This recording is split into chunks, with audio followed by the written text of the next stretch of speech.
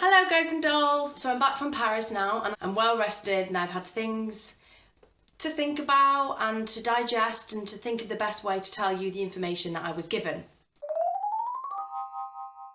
So like always guys, my M.S-GOSS sign is with me, but she didn't come to Paris, but we're going to put her here so you can see her. Can you see her? I took this with me. This was really interesting. I had all my bits and bobs, all my questions and your questions. So we'll put her there. Yes, so the second day of MS Paris 2017, I met with Professor Maria Sormani, and she was talking about collecting data to be able to give you the specific drug that your MS needs. However, to do that, she has to collect information.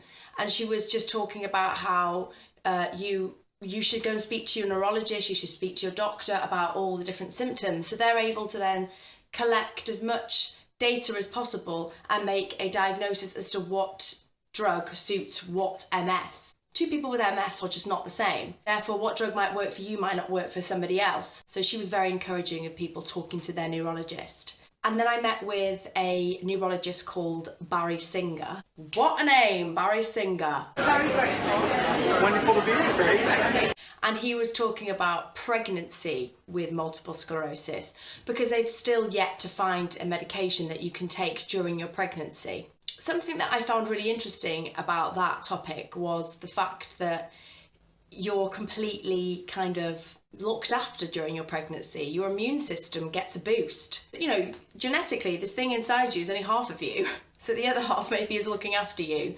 But in that 9 months as a woman with MS, you're pregnant, you're basically kind of looked after. Your MS leaves you alone. After your MS, because you've had 9 months without medication or being looked after necessarily, you are more susceptible to having a relapse, and this is a drug that they're trying to find to be able to give you. And then I asked some of the questions that you guys had asked me. I asked them about taking cannabis when you've got MS to help with the pain that you feel. And a lot of the doctors said things like, well, it's entirely on the person, being very diplomatic. If it works for you, then you should do this. And they said that the MS Society have reopened a case looking into weed being something that they would advise to help with muscle pain and muscle spasms. But the general gist I got from these neurologists was, if it works for you, then you should go for it. And then the second question was from Nikki, who basically said that she doesn't take medication, she just manages her MS via diet. And I asked them this question. Again, guys, they were very diplomatic, and they said things like, well, if it works for you, then. They are men of science, ultimately, so they always suggest medication. However, with the diet, if you can really follow the rules that are required to help you with your MS within your diet, then it can't be any bad, can it really? And if you're managing it that way, if that's helping you, then go for it.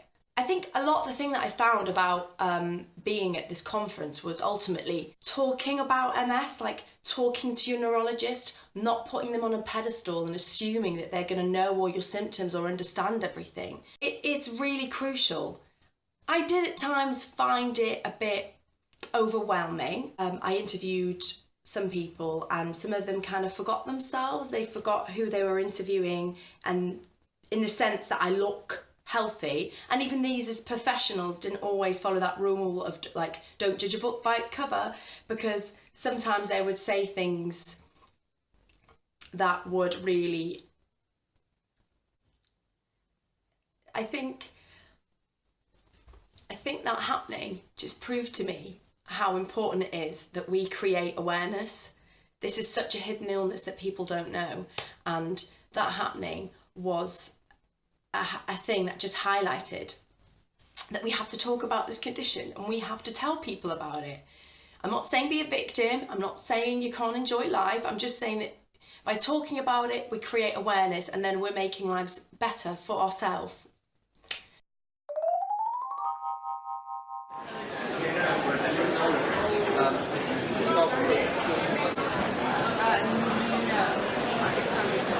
Hi guys, so it's my first day at the conference in Paris.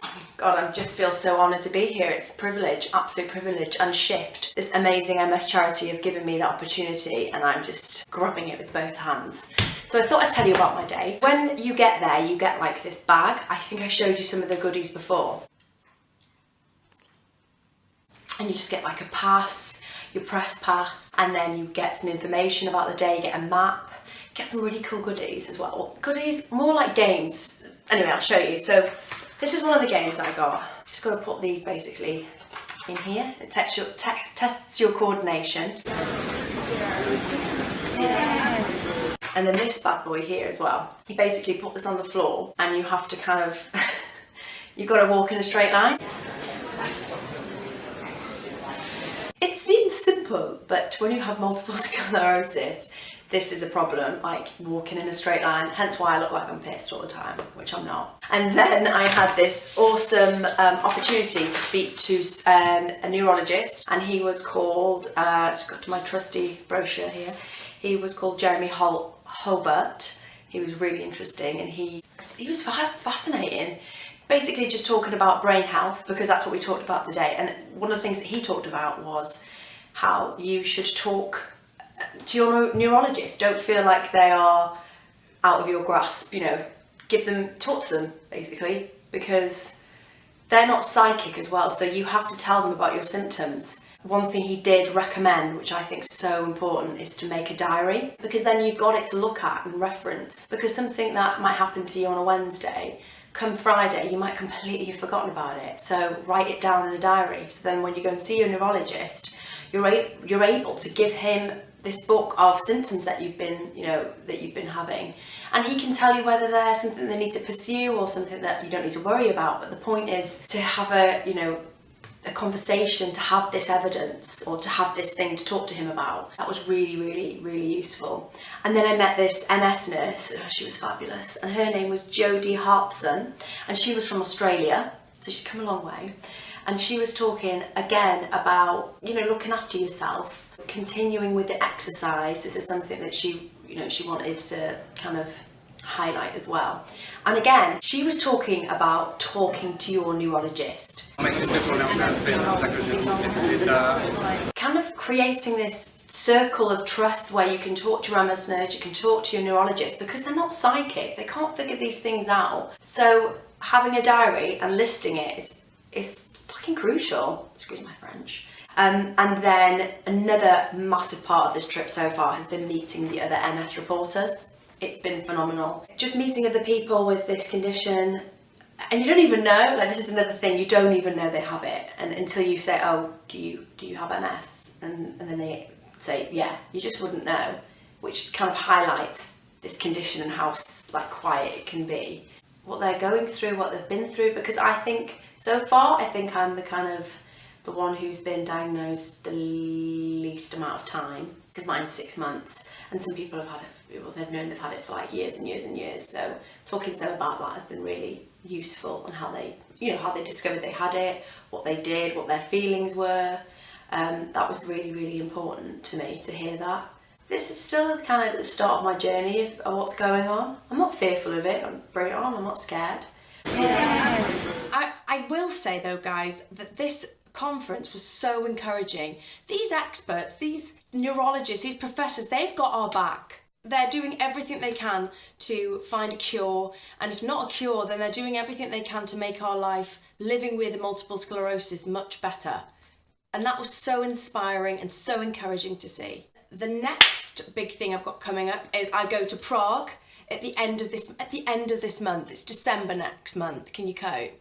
So that's going to be great. I'm going to Prague to meet other MSs and talk to them about their experiences. Maybe I might be the one who's not had MS for the longest there. So maybe, or I might meet people who've just been diagnosed. I don't know. It'd be interesting.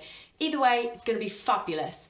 In the meantime, if I haven't covered everything, or if there's other questions you want to ask me, just message me and I'll look at my notes and see if I've got it down. And if not, I'll find it for you. Anyway, have a gorgeous week, and I'll see you next Sunday. Bye.